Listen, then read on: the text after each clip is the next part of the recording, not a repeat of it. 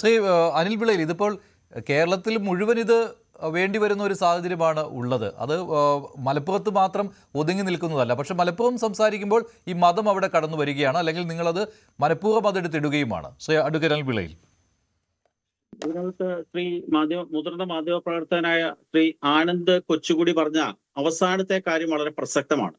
EMS സർക്കാരിന്റെ കാലത്ത് മലപ്പുറം ജില്ല രൂപീകരിച്ചതിന്റെ പിന്നിലുള്ളത് എന്തായിരുന്നു ഉദ്ദേശമെന്ന് ചോദിച്ചാൽ അത് കൃത്യമായും മതം തന്നെയായിരുന്നു. പാലക്കാട്, കോഴിക്കോട് ജില്ലകളിലെ മുസ്ലിം ഭൂരിപക്ഷ പ്രദേശങ്ങളെ ചേർത്തുകൊണ്ട് ഒരു ജില്ല ഉണ്ടാക്കി കൊടുക്കുക എന്നുള്ള EMS നമ്പൂതിരിപ്പാട് ബാഫഖ് അലി തങ്ങൾക്ക് കൊടുത്ത വാഗ്ദാനം പാലിക്കപ്പെട്ട ഒരു സംഭവം മാത്രമായിരുന്നു. അത് വികസനത്തിന്റെ മാനദണ്ഡത്തിലൊന്നും ആയിരുന്നില്ല. അങ്ങനെ പറയുകയാണെങ്കിൽ ഞാൻ ഈ ചർച്ചയിൽ പറയാൻ ഉദ്ദേശിക്കുന്ന കാര്യം മലപ്പുറം ജില്ലയെ വിഭജിക്കുകയോ വിഭജിക്കാതിരിക്കുകയോ ചെയ്യുക എന്നുള്ളതല്ല. ഈ വികസനം വേണ്ടതും അല്ലെങ്കിൽ ഡെവലപ്മെന്റ് വേണ്ടതും മലപ്പുറം ജില്ലയ്ക്ക് മാത്രമല്ല. മലബാർ പ്രദേശം പൂർണ്ണമായും വികസനത്തിന് താഴെയാണ്. പല മാനദണ്ഡങ്ങളിലും നമ്മൾ നോക്കുമ്പോൾ ഗതാഗതമായിക്കൊള്ളട്ടെ, ആരോഗ്യപരമായ കാരണങ്ങളായിക്കൊള്ളട്ടെ, വിദ്യാഭ്യാസമായിക്കോട്ടെ, എല്ലാം ഈ കേരള രാഷ്ട്രീയം പരിശോധിക്കുമ്പോൾ മലബാർ പ്രദേശത്തു നിന്നാണ് പ്രമുഖരായിട്ടുള്ള പല നേതാക്കന്മാരും കേരളത്തിലെ മുഖ്യമന്ത്രി സ്ഥാനം അലങ്കരിച്ചു. പല പ്രമുഖ നേതാക്കന്മാരും കേരളത്തിലെ വളരെ ദീർഘകാലം പ്രധാനപ്പെട്ട വകുപ്പുകളുടെ മന്ത്രിമാരായിരുന്നു. എന്തേ ഇവർക്കൊക്കെ ഈ മലബാർ മേഖലയെ വികസിപ്പിക്കുന്നതിന് തടസ്സം നിന്നിരുന്നത്? ഇവർക്കുള്ള കഴിവില്ലായ്മ. അതുതന്നെയാണ് ഞാൻ പറഞ്ഞത്. മലപ്പുറം ജില്ലയെ വികസിപ്പിക്കുകയോ മുറിക്കുകയോ ചെയ്തു കൊള്ളട്ടെ, പക്ഷെ മലബാർ കേന്ദ്രീകരിച്ചുകൊണ്ടൊരു കേന്ദ്രഭരണ പ്രദേശം വരികയാണ് എന്നുണ്ടെങ്കിൽ എന്താണ് താങ്കൾ അതുകൊണ്ട് ഉദ്ദേശിക്കുന്നത്? കേന്ദ്രഭരണ പ്രദേശം എന്ന് പറയുമ്പോൾ കേരളത്തിൽ നിന്ന് മാറിയൊരു കേന്ദ്രഭരണ പ്രദേശം എന്നാണ്. എന്താണ് താങ്കൾ അതുകൊണ്ട് ഉദ്ദേശിക്കുന്നത്? അങ്ങനെ ഒരു ചർച്ചയുടെ പോലും ആവശ്യമില്ലാത്തതാണല്ലോ. ചർച്ച ഞാൻ എന്താണ് കേന്ദ്രഭരണ പ്രദേശമാക്കി മാറ്റുക മലബാറിനെ എന്നൊക്കെ പറയുമ്പോൾ? മലപ്പുറം ജില്ലയെ വിഭജിക്കണമെന്ന ഒരു ഭരണപരമായ സൗകര്യത്തിന് വേണ്ടി എന്നുള്ളതാണ് വാദം.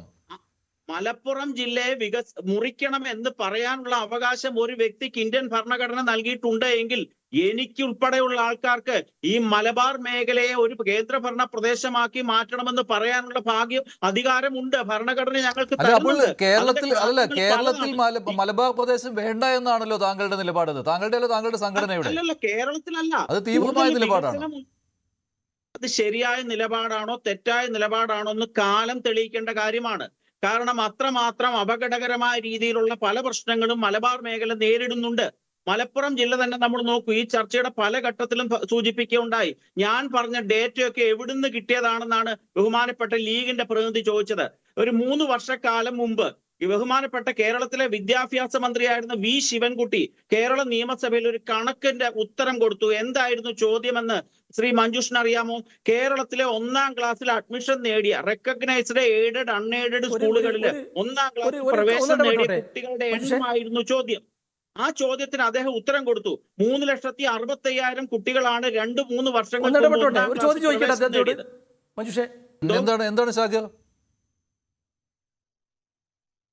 എന്നെ പറയാൻ പൂർത്തിയാക്കൂ. അദ്ദേഹത്തോട് ചോദിക്കാൻ. അദ്ദേഹം നേരത്തെ പറഞ്ഞു തിരുവനന്തപുരത്ത് അല്ല, നിങ്ങളിപ്പോൾ ഉത്തരം പറയാൻ വേണ്ടിയിട്ടാണ്, നിങ്ങൾ വ്യക്തത വരുത്താൻ വേണ്ടിയിട്ട് ചോദ്യം ചോദിക്കും, സംശയം തീർക്കാനാ. അതായത് നിങ്ങൾ പറഞ്ഞു തിരുവനന്തപുരത്ത് 18 ലക്ഷം ജനങ്ങൾ ഉണ്ടായിരുന്നു. പിന്നെ എന്ന് പറയുന്നത് 971 22 ലക്ഷം ജനങ്ങൾ. പിന്നെ 76,071 സെൻസസിലും തിരുവനന്തപുരം ജില്ലയിൽ 21,90,800 ആയിരുന്നു 1971 സെൻസസ്. 2025 ആയപ്പോഴേക്ക് മലപ്പുറം ജില്ലയിലെ 18,56,000 എന്നുള്ളത് ഏകദേശം 46-47 ലക്ഷമായി. കാരണം 2021 സെൻസസ് നടന്നിട്ടില്ല. തിരുവനന്തപുരം ജില്ലയിൽ 21,90,800 പറയുന്ന ജനസംഖ്യ. താങ്കൾ വെള്ളം വെച്ചോണ്ടെന്ന് എനിക്ക് പറയാൻ ഒക്കുമോ? 35,60,000 മാറി. സുഹൃത്തെ, അത് പറയാനാണ്. ആ കണക്ക് തെറ്റാണ് നിങ്ങൾ പറയുന്നത്. താങ്കൾ തെളിയിച്ചോളൂ. ഞാൻ കൃത്യമായ രീതിയിലാണ് പറയുന്നത്. താങ്കൾ ഏത് രേഖ വെച്ച് വേണമെങ്കിലും സംസാരിച്ചോ. ഞാൻ വളരെ കൃത്യമായിട്ടാണ് പറയുന്നത്. ആ ഗ്രോത്ത് റേറ്റ് മലപ്പുറം ജില്ലയിലെ 153% 2025 വരെ വന്നു. ശ്രീ മഞ്ജുഷെ, ഇദ്ദേഹം കിടന്ന് വെറുതെ ചെലച്ചോണ്ടിരുന്നാൽ എനിക്ക് മറുപടി പറയാനൊക്കില്ല. അദ്ദേഹം അവിടെ നിശബ്ദനായിട്ടിരിക്കട്ടെ. പുള്ളി വായി വരുന്നത് തോന്നിവാസം പറഞ്ഞിട്ട് പറയുമൊന്നുമില്ലല്ലോ. എനിക്ക് പറയാനുള്ളത് ഞാൻ പറയും. 3 വർഷങ്ങൾക്ക് മുമ്പ് V ശിവൻകുട്ടി കേരള നിയമസഭയിൽ 1ാം ക്ലാസ്സിൽ അഡ്മിഷൻ എടുത്ത കുട്ടികളുടെ എണ്ണം പറഞ്ഞു 3,56,000. ഇന്നും അത് പൊതു പ്ലാറ്റ്ഫോമിൽ കിടപ്പുണ്ട് രേഖകള്. അതിനകത്തെ ഏകദേശം 18-20% വരുന്ന 65,000 കുട്ടികളും മലപ്പുറം ജില്ലയിൽ പ്രവേശനം നേടിയ കുട്ടികളാണ്. എന്ന് വെച്ചാൽ തിരുവനന്തപുരം തൊട്ട് ഇടുക്കി വരെയുള്ള എല്ലാ ജില്ലകളിലെയും 1-ാം ക്ലാസ്സിലെ കുട്ടികളെക്കാൾ കൂടുതലാണ് മലപ്പുറം എന്ന് പറയുന്ന ഒറ്റ ജില്ലയിലെ വിദ്യാഭ്യാസ മേഖലയിലെ കുട്ടികളുടെ എണ്ണം എന്ന് പറയുമ്പോൾ എത്ര ഭീകരമായ ജനസംഖ്യാ വർധനവാണ് മലപ്പുറം ജില്ലയിൽ ഉണ്ടാകുന്നതെന്നാണ് ഞാൻ പറഞ്ഞത്. നിങ്ങൾ മലപ്പുറത്തെ ജനങ്ങൾക്ക് സൗകര്യം കിട്ടുന്ന വികസനങ്ങൾ ഉണ്ടായിക്കൊള്ളട്ടെ, ജില്ലകൾ മുറിച്ചുകൊള്ളട്ടെ. ഈ രീതിയിലുള്ള ഗ്രോത്ത് ഉണ്ടാവുകയാണെങ്കിൽ, ഈ രീതിയിലുള്ള ജനസംഖ്യാ വർധന ഉണ്ടാവുകയാണെങ്കിൽ ഒരു 10 വർഷം കഴിയുമ്പോൾ വീണ്ടും മലപ്പുറത്തിനെ മുറിക്കണം എന്ന് പറയില്ലേ? ഓരോ പഞ്ചായത്തിനെയും ഓരോ ജില്ലയാക്കി മാറ്റാനുള്ള ഒരു രാഷ്ട്രീയ അടവാണ്. ഇന്നേക്ക് ശേഷം കുറെ കാലം കഴിയുമ്പോൾ ഞങ്ങൾക്ക് ഇത്രയും ജില്ല ആയതുകൊണ്ട് ഞങ്ങൾക്കൊരു സ്റ്റേറ്റ് വേണമെന്ന് പറയും. പിന്നീട് ഈ സ്റ്റേറ്റിനെ രാജ്യമെന്ന് പറയും. പാകിസ്ഥാൻ ഉണ്ടായ കാലത്ത് തന്നെ മലബാർ മേഖലയിലെ ലീഗ് മുമ്പോട്ട് വെച്ചതാണ് മാപ്പിളസ്ഥാൻ എന്ന് പറയുന്ന ആശയം. ആ മാപ്പിളസ്ഥാൻ ഞങ്ങൾക്ക് വേണം എന്ന് വാദിച്ചവരാണ് കേരളത്തിലെ ലീഗുകാർ. ആ ഒരു പാരമ്പര്യം ഉള്ളത് കൊണ്ട് പേടി കാരണമാണ് ഇത്തരത്തിലുള്ള ഈ ജില്ലാ വിഭജനം ഈ ജനസംഖ്യയുടെ പെരുപ്പത്തിന്റെ മാത്രമാണോ കാരണമെന്ന് നമ്മൾ നോക്കേണ്ടത്. അത് മാത്രമല്ല, ജില്ല മുറിച്ചു എന്നുള്ള കാരണത്താൽ വികസനം വരികയാണെങ്കിൽ ഇടുക്കി ജില്ലയിൽ എന്തേ വികസനം ഉണ്ടാകുന്നില്ല? കോട്ടയം ജില്ലയുടെയും എറണാകുളം ജില്ലയുടെയും ഭാഗങ്ങൾ മുറിച്ചുകൊണ്ടല്ലേ ഈ ഇടുക്കി ജില്ല വന്നത്? അതൊന്നും കണക്കിലെ വൈരുദ്ധ്യം താങ്കൾ പറയുകയുണ്ട്. എന്താണ് ശരി കണക്കിലെ വൈരുദ്ധ്യം എന്താണ് ഷാക്കിർ? അതായത് ഞാൻ പറയുന്നോണ്ടൊന്നും തോന്നരുത്. നമ്മളെ കൂടെ ഒരു പാനലിസ്റ്റ് ഇരുന്നിട്ട് വിവരക്കേടും പിന്നെ ശരിയല്ലാത്ത കാര്യങ്ങൾ പറയുമ്പോൾ അത് തിരുത്തേണ്ടി വരും. ഒന്ന് അദ്ദേഹം പറഞ്ഞത് പിന്നെ ഇവിടെ മലബാറിലെ വികസനമില്ലായ്മയെ കുറിച്ചാണ്. പറയാൻ സമയം ഞാൻ പറയാം, മിണ്ടാക്കാൻ പറയാളോട്. അതായത് ഇപ്പോൾ ഞാൻ UP-യിലൂടെ ബംഗാളിലൂടെയൊക്കെ സ്ഥിരമായി യാത്ര ചെയ്യുന്നയാളാണ്. അങ്ങനെ കേന്ദ്രഭരണ പ്രദേശം ഏതെങ്കിലും ആക്കണമെന്നുണ്ടെങ്കിൽ ആദ്യം ആക്കേണ്ടത് BJP ഭരിക്കുന്ന ഗുജറാത്തും UP-യും അവിടുത്തെ മനുഷ്യരുടെയൊക്കെ അവസ്ഥ വളരെ പരിതാപകരമാണ്. അതവിടെ നിൽക്കട്ടെ. ഇപ്പം ഞാൻ പറയുന്നത് ഇപ്പോൾ വയനാട് ജില്ല രൂപീകരിക്കുന്ന സമയത്ത് കണക്കിലെ വൈരുദ്ധ്യം ഒന്ന് പറഞ്ഞോളൂ. കാരണം താങ്കൾ പറയാൻ ആഗ്രഹിച്ചിരുന്നതാണ്. അതെന്താണ്? തെറ്റുണ്ടെങ്കിൽ അത് വലിയ കാര്യമാണ് കേട്ടോ. അങ്ങനെയാണെങ്കിൽ തെറ്റിദ്ധരിപ്പിക്കുകയാണ് അനിൽ ചെയ്തത് എന്ന് പറയേണ്ടി വരും. എന്താണ് കണക്കിലെ വൈരുദ്ധ്യം? അതാണ് ഈ മനുഷ്യ ഈ കണക്ക് നമുക്കൊക്കെ ലഭ്യമാണ്. പബ്ലിക് പ്ലാറ്റ്ഫോമിൽ കണക്കുകളുണ്ട്. ഈ വയനാട് ജില്ല രൂപീകരിക്കുന്ന സമയത്ത് 6,09,000 ജനങ്ങൾ അവിടെയുണ്ട്. അന്ന് മലപ്പുറം ജില്ലയിൽ 26 ലക്ഷത്തോളം ജനങ്ങളുണ്ട്. നോക്കുക നിങ്ങൾ, ഇന്നും അതായത് 4 ഇരട്ടി ജനങ്ങളുടെ വ്യത്യാസം അന്നും ഇന്നുമുണ്ട്. ഇനി ഇടുക്കിയിലെ കണക്കെടുത്തോ, അവിടെ ജനസംഖ്യാ വർധനവ് എടുത്ത് പരിശോധിച്ചോ. ഇദ്ദേഹം പറയുന്നത് മലപ്പുറത്തെ ജനസംഖ്യാ വർധനവിന്റെ കാരണത്തിൽ ഇടയ്ക്കിടെ ജില്ല ചോദിക്കുന്നു എന്നാണ്. ഞാൻ ആവർത്തിച്ച് പറയുന്നു. അനിൽ പറഞ്ഞത് തെറ്റുണ്ടെന്ന് പറഞ്ഞു. അനിൽ പറഞ്ഞത് 21 ലക്ഷം അല്ലേ 1971 ഉണ്ടായിരുന്നു അല്ലേ? 21 ലക്ഷം 1971 2011 ആയപ്പോൾ 2011 കണക്കേ ഉള്ളല്ലോ സെൻസസ് അനുസരിച്ച് നോക്കുകയാണെങ്കിൽ. അത് 41 ലക്ഷമാണ്. 41 ലക്ഷമാണ് മലപ്പുറത്ത്. ഏകദേശം കണക്ക് ക്ലിയർ ആയിട്ട് തന്നെ ആരോഗ്യ വകുപ്പിന്റെ പക്കലുണ്ട്. ഞാൻ പറയട്ടെ മഞ്ജുഷേ പറയട്ടെ. അല്ല ഷാക്കിർ, അതിൽ അനിൽ പറഞ്ഞ കണക്ക് പൊട്ടത്തെറ്റാണ്. താങ്കൾ പറഞ്ഞപ്പോൾ അത് തെറ്റാണ് തെളിയിക്കുവാനുള്ള ഉത്തരവാദിത്വം താങ്കൾക്കുണ്ട്. അതുകൊണ്ടാണ് കേട്ടോ. ഞാൻ പറഞ്ഞല്ലോ, അതായത് ഞാൻ പറഞ്ഞല്ലോ കൃത്യമായിട്ട്. ഞാൻ ജില്ലയുടെ പറഞ്ഞ കണക്ക് നിങ്ങൾ പരിശോധിച്ചോ. ഞാൻ പറഞ്ഞതുകൊണ്ട് മാത്രം വിശ്വസിക്കേണ്ട. അന്നും ആ കാലത്തും കേരളത്തിലെ ഏറ്റവും വലിയ ജില്ല ജനസംഖ്യാനുപാതികമായി 1-ാം സ്ഥാനത്ത് മലപ്പുറമാണ്. ഭൂവിസ്തൃതിയിൽ അന്നും ഇന്നും 3-ാം സ്ഥാനത്ത് ഏറ്റവും വലിയ ജില്ല പാലക്കാട്, ഇടുക്കി, മലപ്പുറം അങ്ങനെയാണ്. അപ്പോൾ അതുകൊണ്ട് ഭൂവിസ്തൃതിയും ജനസംഖ്യയും പരിഗണിച്ചുകൊണ്ട് നമ്മുടെ ഈ ഭരണപരമായ സൗകര്യത്തിന് വേണ്ടി ഇങ്ങനെ ചെയ്യണമെന്ന് ആവശ്യപ്പെടുന്നതിനെ ഈ ആളുകളൊക്കെ വ്യാഖ്യാനിക്കുന്നത് നോക്ക്. ഇവരൊക്കെ ശരിക്കും മനുഷ്യവർഗത്തിലാണോ? ഇവർ ഏത് യുഗത്തിലാണ്? എവിടെയാണ് ഇവരൊക്കെ ജീവിക്കുന്നത്? ഇവരൊക്കെ തലക്കകത്ത് എന്താണുള്ളത്? നേരത്തെ ആനന്ദ് ബോസ് പറഞ്ഞില്ലേ, അദ്ദേഹം പറഞ്ഞു കൃത്യമായി. ഇത്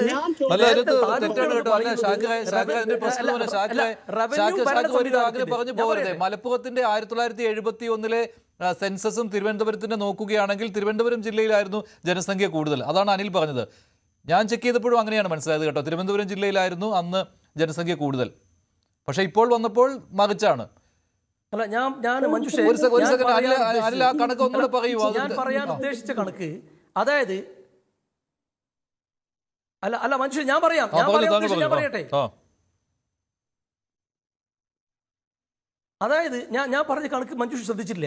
വയനാട് ജില്ല രൂപീകരിക്കുന്ന സമയത്ത് വയനാടിന്റെ ജനസംഖ്യ 6,09,000 അന്ന് മലപ്പുറത്തിന്റെ കണക്ക് 26 ലക്ഷമാണ്.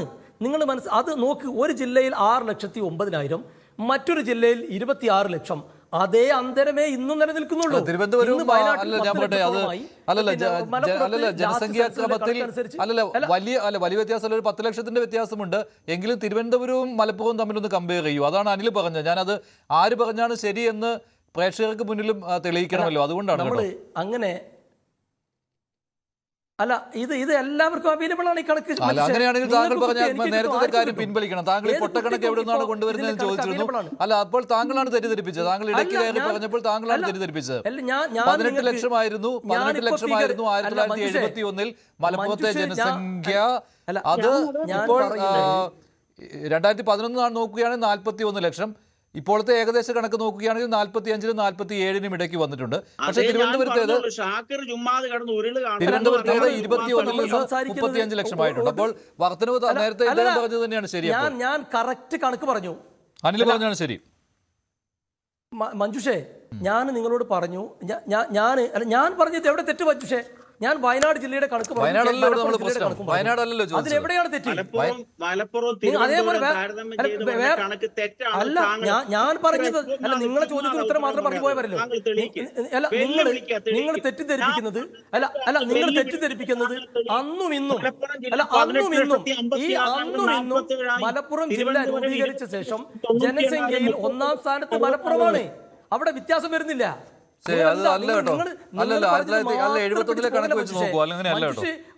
പക്ഷപാതപരമായി സംസാരിക്കല്ലേ? പക്ഷപാതപരമല്ല, ഞാൻ കണക്ക് വെച്ചിട്ടാണ് കേട്ടോ പറഞ്ഞത്. പക്ഷപാതം ഒന്നും പറയരുത്. ഞാൻ താങ്കളോട് പലതവണ ചോദിച്ചു. അല്ല ഞാൻ കണക്കാണല്ലോ പറഞ്ഞത്. അല്ല മഞ്ജു ഞാൻ പറഞ്ഞില്ലേ? അല്ല 71 കണക്ക് പറയൂ ശ്രീ ശാഖ. ഞാനിനി താങ്കളെ അല്ല താങ്കൾ പറഞ്ഞതിനെ തെറ്റായി ഞാൻ വ്യാഖ്യാനിച്ചു എന്ന് പറയരുത്. 71 കണക്ക് നോക്കൂ താങ്കൾ, സെൻസസ്. ഞാൻ പറഞ്ഞ കണക്ക് തെറ്റുണ്ടോ പരിശോധിച്ചോ. 6,90,000 വയനാടിന്, മലപ്പുറം ജില്ലയിൽ 26 ലക്ഷം. വയനാടിനൊക്കെ ശരിയാണ്, വയനാടിന് ശരിയാണ്. ഞാൻ പറയുന്നത് അവിടെയാണ്. അതിന് തെറ്റുണ്ടോ മഞ്ജുഷേ? അല്ല നേരത്തെ താങ്കൾ തിരുവനന്തപുരം പറഞ്ഞപ്പോഴാണ് ഇടപെട്ടത്, അതുകൊണ്ടാണ്. അതായത് വയനാടും മലപ്പുറത്തും കേരളത്തിൽ അല്ല ഒരു മിനിറ്റ്. അല്ല ഞാൻ പറഞ്ഞതല്ല ഞാൻ ഉത്തരവാദിയുള്ളൂ. നിങ്ങൾ മനസ്സിലാക്കേണ്ടത് വയനാടും കേരളത്തിൽ ഒരു ജില്ലയാണ് അല്ലേ? എത്ര മനുഷ്യരാണ് അവിടെ ജീവിക്കുന്നത്? എത്ര ഭൂവിസ്തൃതിയിൽ എത്ര കിലോമീറ്റർ സ്ക്വയറാണ് ആ ജില്ലയുള്ളത്? എന്നാൽ മലപ്പുറം എങ്ങനെയാണ്? അത് കമ്പയർ ചെയ്യാൻ വേണ്ടിയിട്ടാണ്, മനസ്സിലാക്കാൻ വേണ്ടിയിട്ടാണ്, അത് തമ്മിലുള്ള അന്തരം അറിയാൻ വേണ്ടിയിട്ടാണ് ഞാൻ ഈ കണക്ക് പറഞ്ഞിട്ടുള്ളത്. എന്തോ അന്തരം വലുതാണ്.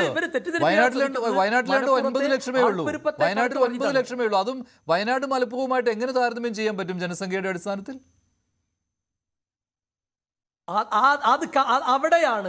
അവിടെയാണ് കേരള ഗവൺമെന്റ് കമ്മീഷനെ വെച്ചിട്ടുള്ളത്. 20 ലക്ഷം ജനങ്ങളുള്ള കോഴിക്കോട് താലൂക്കും 1.25 ലക്ഷം ജനങ്ങളുള്ള 10ഓളം താലൂക്കുകളും കേരളത്തിലുണ്ട്. അത് വലിയ സാമൂഹിക അനീതിയാണ്. ജനങ്ങൾക്ക് നീതി ലഭ്യമാകുന്നില്ല. അതിൽ പരിഷ്കരണം വേണം. അത് എന്താ പറയുക, പുനഃക്രമീകരിക്കണം. അവിടെയാണ് നിങ്ങൾ ചർച്ച കൊണ്ടുവരേണ്ടത്. കേരളത്തിലെ ജനങ്ങൾക്ക് ഗുണകരമായ രീതിയിലുള്ള തീരുമാനവുമായി കേരള സർക്കാർ വരുമ്പോൾ അവിടെ നിങ്ങൾ എന്തിനാണ് അനാവശ്യമായി വിവാദം ഉണ്ടാക്കാൻ ശ്രമിക്കുന്നത്? ഇത് മലപ്പുറത്തേക്ക് മാത്രമായിട്ട് ഒതുക്കുന്നതുകൊണ്ടാണ്. ബജറ്റിൽ ഒരിടത്തും മലപ്പുറം എന്നുള്ള കാര്യം പറഞ്ഞിട്ടില്ല കേട്ടോ. മലപ്പുറത്തെ വിഭജിക്കണം എന്നുള്ള കാര്യം പറഞ്ഞിട്ടില്ല. കേരളത്തിൽ മുഴുവനായിട്ട് ജില്ലകൾ പുനഃക്രമീകരിക്കണമെങ്കിൽ അതിനെക്കുറിച്ച് പഠിക്കാനാണ്. വി ഡി സതീശൻ എന്ന് പറയുന്ന മുഖ്യമന്ത്രി മാത്രം കയ്യിലുള്ള ഒരു ഡ്രൈവറാണ്. ഈ ബസ്സിനെ നിയന്ത്രിക്കുന്ന കണ്ടക്ടർ എന്ന് പറയുന്നത് ലീഗിന്റെ മന്ത്രിമാരാണ്. ഞാൻ ഈ പറഞ്ഞ ഡേറ്റ 100% ശരിയാണെന്ന് ഞാൻ വെല്ലുവിളിക്കുകയാണ്. ഈ മലപ്പുറം ജില്ലയിലെ അതിഭീകരമായ ജനസംഖ്യാ വിസ്ഫോടനമാണ് ഈ കുഴപ്പങ്ങൾക്കെല്ലാം കാരണം. ഞാൻ പറഞ്ഞു, വീണ്ടും പറയുന്നു, 71 നടന്ന സെൻസസിലെ തിരുവനന്തപുരം ജില്ലയിൽ 21,98,000 മലപ്പുറം ജില്ലയിൽ 18,56,000 ഇപ്പോഴത്തെ കണക്കനുസരിച്ച് മലപ്പുറം ജില്ലയിൽ 153% ഗ്രോത്ത് റേറ്റോടുകൂടി 47 ലക്ഷമായി. തിരുവനന്തപുരം ജില്ലയിൽ വെറും 62% ഗ്രോത്ത് റേറ്റ് എന്ന് വെച്ചാൽ 35,60,000 ആയുള്ളൂ. ഷാക്കിർ യാതൊരു ബോധവും പൊക്കണോ ഇല്ലാതെ ഒന്നും അറിയാതെ ലീഗിന്റെ വാട്സാപ്പ് യൂണിവേഴ്സിറ്റി പഠിച്ച് എന്തോ എഴുന്നള്ളിക്കുകയാണ്. ഞാൻ പറഞ്ഞു വന്നപ്പോൾ അദ്ദേഹം പറഞ്ഞു തെറ്റാണ്, വിവരക്കേടാണെന്ന്. ഞാൻ 100% താങ്കളെ വെല്ലുവിളിക്കുകയാണ്. ഞാൻ പറഞ്ഞ ഫിഗറിനകത്ത് ഒരെണ്ണമെങ്കിലും കുറഞ്ഞാൽ ഞാൻ താങ്കൾ പറയുന്ന ജോലി ചെയ്യാം. താങ്കൾ തിരിച്ചാണെങ്കിൽ അങ്ങനെ ചെയ്യണം. താങ്കൾക്ക് അതിന് ധൈര്യം ഉണ്ടാകണം. താങ്കളെ ഈ ലീഗുകാർ പഠിപ്പിച്ച് എവിടെയെങ്കിലും വിട്ടിട്ടുള്ള കാര്യം വന്ന് ഇവിടെ എഴുന്നള്ളിക്കല്ലേ. ഈ അല്ല സുഹൃത്തെ, ഞാൻ വീണ്ടും ആവർത്തിക്കുന്നതിന് എനിക്ക് ക്ഷമിക്കണം. നിങ്ങൾ അന്ധമായ മതവെറി തലയ്ക്ക് പിടിച്ച ആളാണ് നിങ്ങൾ. അതുകൊണ്ട് നിങ്ങൾ വിളിച്ചു പറയുന്ന സംഗതികൾ നിങ്ങളുടെ മനസ്സിലുള്ളത് നിങ്ങൾ പറഞ്ഞോ. പക്ഷെ ഞാൻ കൃത്യമായി കണക്ക് പറഞ്ഞു. വയനാട്, മലപ്പുറം ജില്ലയുടെ കണക്കാണ് ഞാൻ പറഞ്ഞിട്ടുള്ളത്. ആ ഫിഗർ സൈഡ് പറഞ്ഞിട്ടില്ലേ? കൂടുമ്പോൾ ഈ 2 ജില്ലകൾ വേണമെന്ന് ആവശ്യപ്പെടുന്ന രീതിയിലേക്ക് കേരള രാഷ്ട്രീയത്തിനെ ലീഗ് കൊണ്ടുപോകും. 5 വർഷം കഴിഞ്ഞ് ഇറങ്ങുമ്പോഴും ഇവർ പറയും ഞങ്ങൾക്ക് 2 ജില്ല കൂടെ വേണം, കാരണം ഇത്ര ലക്ഷം ജനങ്ങൾ കൂടി എന്ന് പറയും. അതുകൊണ്ടാണ് ഞങ്ങൾ അതിനെ എതിർക്കുന്നത്. മലപ്പുറം മാത്രം വളർന്നാൽ പോരാ. ലീഗിന് മലപ്പുറം മലപ്പുറം മലപ്പുറം എന്ന് മാത്രമേ വാക്ക് പറയാനുള്ളൂ. ഞങ്ങൾ മലബാറിനെ പൂർണ്ണമായിട്ട് പറയുന്നു.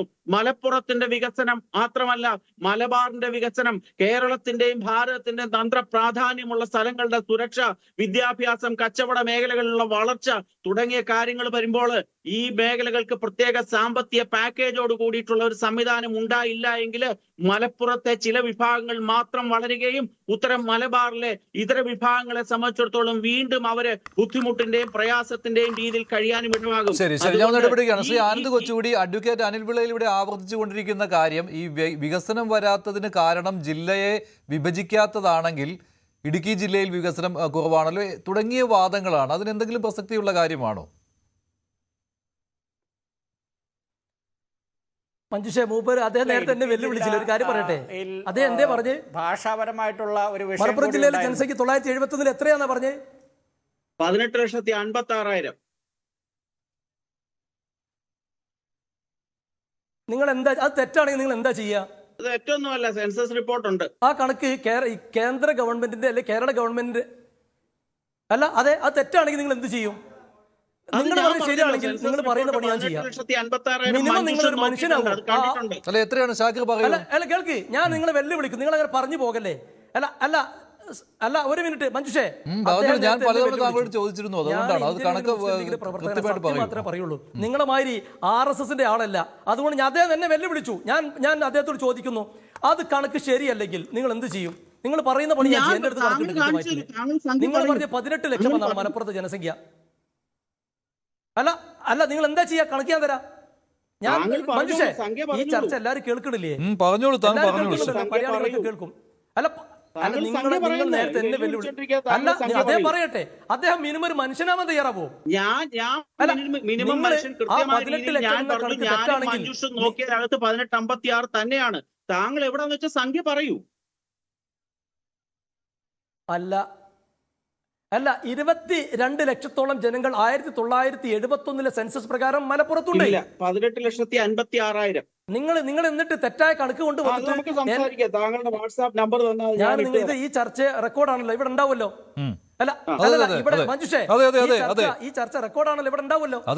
അദ്ദേഹത്തോട് വളരെ വിനീതമായി പറയാനുള്ളത്, നിങ്ങളുടെ രാഷ്ട്രീയ കാഴ്ചപ്പാട്, മതപരമായ കാഴ്ചപ്പാടോട് എനിക്ക് വിയോജിപ്പുണ്ട്. പക്ഷേ നിങ്ങൾ പറയുന്ന കാര്യങ്ങൾ വസ്തുതാപരമായി തെറ്റാണെങ്കിൽ അത് തെറ്റാണെന്ന് പറയാൻ ഞാൻ പറഞ്ഞുകൊണ്ട് മാത്രം ശരിയായിക്കോണമെന്നില്ല. കണക്ക് എല്ലാവർക്കും അവൈലബിൾ ആണ്. അതുകൊണ്ട് ഞാൻ പറയുന്നു, ഞാൻ വെറുതെ വന്ന് ഇരിക്കല്ല ഇവിടെ. ഇതിനെക്കുറിച്ചൊക്കെ ഒരു ചെറിയ ധാരണ എനിക്കുണ്ട്. ആരോടെങ്കിലുള്ള വിരോധത്തിലോ അല്ലെങ്കിൽ ഏതെങ്കിലും പ്രത്യേക താല്പര്യത്തിലോ ഇരിക്കല്ല. സത്യസന്ധമായി സംസാരിക്കണമെന്ന് എനിക്ക് നിർബന്ധമുണ്ട്. അതുകൊണ്ടാണ് പറയുന്നത്. നിങ്ങൾക്ക് എന്തോ തലക്കകത്ത് ആരോടോ ഉള്ള വിരോധം, എന്തോ വെറി നിങ്ങൾക്കുണ്ട്. ദയവ് ചെയ്തിട്ട് നിങ്ങളൊരു മനുഷ്യനാകണം എന്ന് കൂടി അഭ്യർത്ഥിക്കുകയാണ് ഈ സമയത്ത്. പക്ഷെ 1971 ഈ താങ്കൾ പറഞ്ഞ 22 എന്നാണ്, 18 ലക്ഷത്തി സംതിങ് ആണ് കേട്ടോ. കണക്കുകൾ കാണിക്കുന്നത് അങ്ങനെയാണ്. മലപ്പുറം ഞാൻ പറഞ്ഞ വെല്ലുവിളി ഏറ്റെടുത്ത് 1971 18,56,000 ഉള്ളു എന്റെ ശാഖയിൽ. ശരി ആയിക്കോട്ടെ. താങ്കൾ ഞാൻ പറഞ്ഞ പണി ചെയ്യണം. അല്ല 21,55,939 സുഹൃത്തെ. 21,55,939 അതാണ് കറക്റ്റ് കണക്ക്. തിരുവനന്തപുരം ജില്ലയിൽ